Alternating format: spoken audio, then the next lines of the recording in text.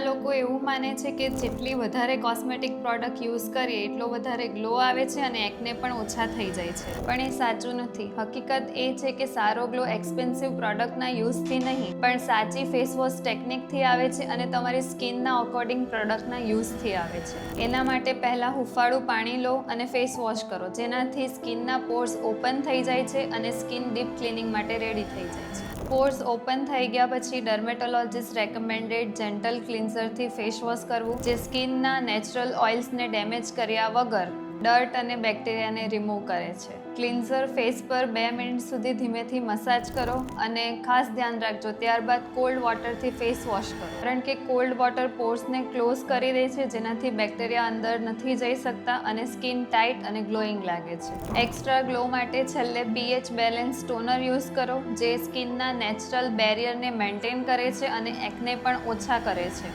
આ માહિતી ઉપયોગી લાગી હોય તો અમારી રીલ્સને શેર કરો અને અમારા પેજને ફોલો કરો.